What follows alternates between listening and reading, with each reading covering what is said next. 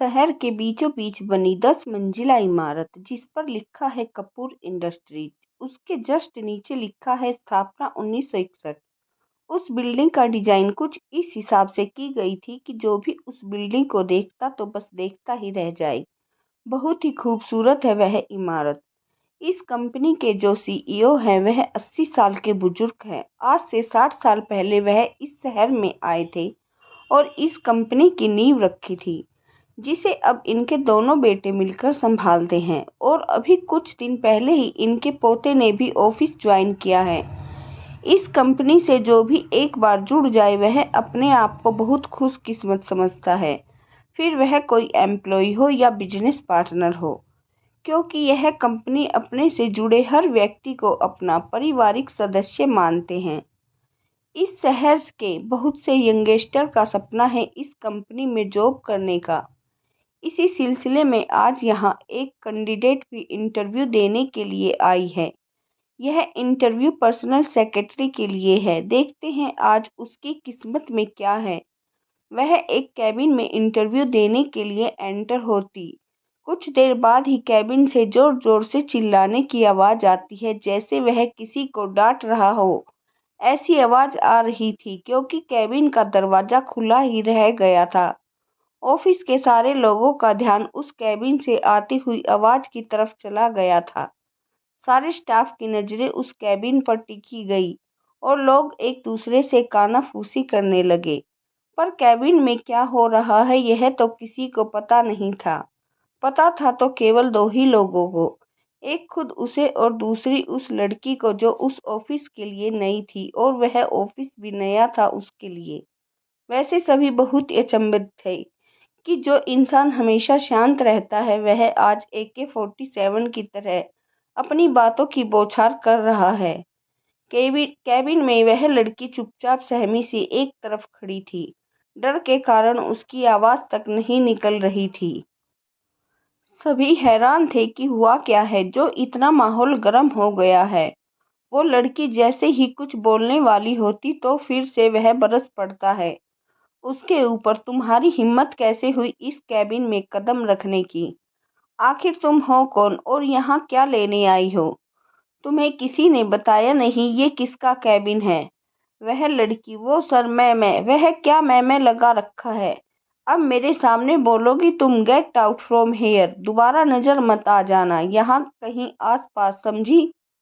इतना कहकर वो चपरासी को आवाज देता है और कहता है, काका बाहर निकालो इस बेहुदा लड़की को यहाँ से और मेरा कैबिन साफ करवाओ। गुस्से से कैबिन का दरवाजा बहुत तेज बंद करता है। ऑफिस से बाहर जाता है, बाहर अपनी कार लेकर निकल जाता है।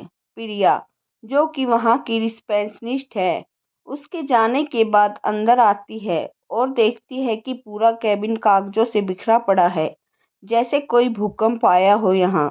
प्रिया उस लड़की से कहती है, मैम मैंने आपको राइट वाले कैबिन में जाने को कहा था, आप यहाँ क्यों आ गई? अब इस कैबिन में आएंगी तो ऐसा ही होगा। यह बात प्रिया मन ही मन में कहती है। आइए मैं आपको कैबिन दिखा दूं जहां आपको जाना है। आप सुन रही हैं? प्रिया बोले ही जा रही थी पर वह लड़की अपनी ही सोच में कहीं गुम थी। वह यही सोच रही थी कि आखिर मैंने ऐसा किया ही क्या है जो उसने मुझे इतना कुछ सुना दिया और मुझे बेहुदा भी बोल दिया। क्या समझता है अपने आप को यह? मन ही मन वह बड़बड़ा रही थी। इधर सिद्धार्थ की नज़र अपने कैबिन में लगी LED स्क्रीन पर जाती है।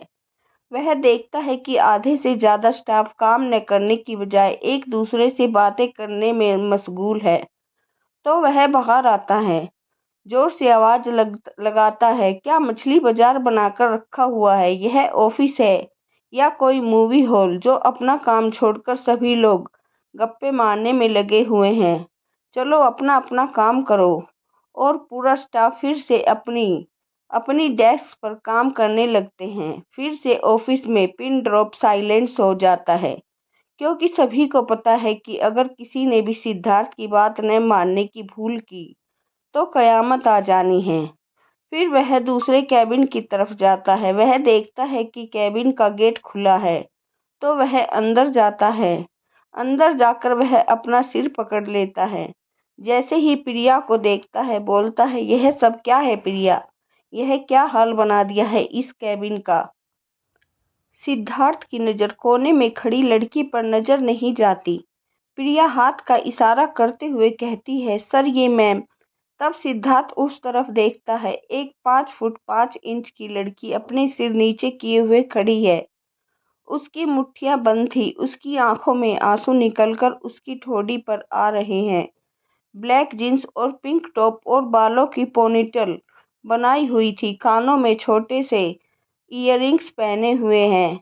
सहमी होने के बाद भी किसी डॉल से कम नहीं लग रही थी। कोई भी उसकी आंखों में देखे तो खो ही जाए। अपने सिद्धार्थ का भी कुछ यही हाल था। फिर जब प्रिया ने 2-3 बार आवाज देने पर भी सिद्धार्थ का ध्यान प्रिया की ओर नहीं गया, तब प्रिया ने उसे कंधे से पकड़कर हिलाया। तब वह अपनी सोच से बाहर आया। अचानक से ऐसे होने पर सिद्धार्थ कुछ अनकंफर्टेबल हो गया, तो वह प्रिया से बोला, तुम जाओ, मैं देखता हूँ और किसी को भेजकर यहाँ की सफाई करवाओ। प्रिया ओके सर कहती हुई और सिद्धार्थ की हालत पर मंद मंद मुस्कुराती हुई बाहर निकल जाती है। सिद्धार्थ उस लड़की की तरफ बढ़ता है, 2-3 बार आवाज देता है, पर वह लड़की कहीं अपने ही ख्यालों में गुम होती है। फिर सिद्धार्थ उसके सामने चुटकी बजाता है और कहता है, हेलो मैडम, सपनों से बाहर आइए। सिद्धार्थ से इतना कहते ही वह ऐसे रिएक्ट करती है जैसे वह अभी होश में आई हो, और सिद्धार्थ को देखकर कहती है, सॉरी मैं मुझे कुछ पता ही नहीं हो क्या हो गया।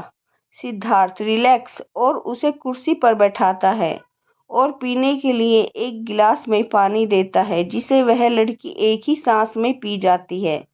फिर उससे पूछता है, आप कौन हैं और यहाँ इस कैबिन में क्या कर रही हैं। वह लड़की, सर मैं यहाँ इंटरव्यू के लिए आई थी। सिद्धार्थ, ओह यह बात है, आप चलिए मेरे साथ, आपका इंटरव्यू यहाँ नहीं दूसरे कैबिन में होगा, और उसे लेकर कैबिन में चला जाता है।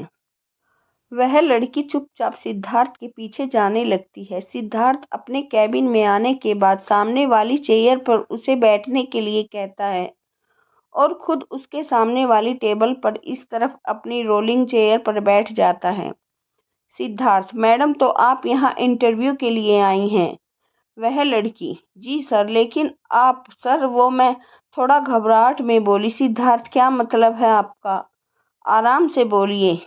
लड़की, सर मेरा मतलब है आप मेरा इंटरव्यू लेंगे। सिद्धार्थ अपने मन में हंसते हुए, क्यों, आपको कोई दिक्कत है या मेरी शक्ल अच्छी नहीं है जो आपका इंटरव्यू नहीं ले सकता। लड़की, नहीं सर, मेरा वह मतलब नहीं था, मैं तो बस ऐसे ही।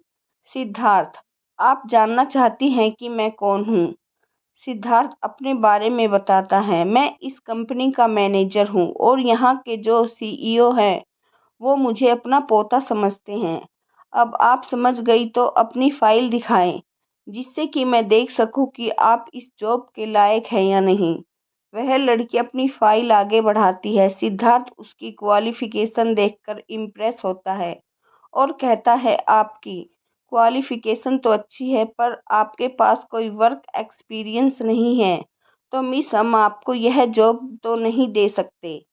लड़की, सर एक्सपीरियंस तो तभी आएगा जब आप जॉब देंगे, और मेरा मानना है कि इस कंपनी में जो एक्सपीरियंस मुझे मिल सकता है वह किसी और जगह नहीं। फिर सिद्धार्थ उससे कुछ सवाल करता तो वह लड़की बिना डरे सभी जवाब सही देती है। सिद्धार्थ, ठीक है, आपने सारे जवाब सही दिए हैं, तो मिस आप कब से ज्वाइन करेंगी, आज से या कल से। लड़की, मेरा नाम सिया सिया अवस्थी, धन्यवाद सर, मुझे इस जॉब की बहुत ज़रूरत थी। सिद्धार्थ, तो मिस आपने बताया नहीं कब से ज्वाइन करेंगी। सिया, सर कल से। वैसे एक बात और, मेरा नाम सिया है तो आप सिया बुला सकते हैं। एक बार फिर से आपका धन्यवाद सर, अब मैं चलती हूँ। सिद्धार्थ, मिस सिया कल समय पर आ जाइएगा, मिलते हैं कल फिर। सिया, जी सर, इतना कहकर वो ऑफिस से चली जाती है।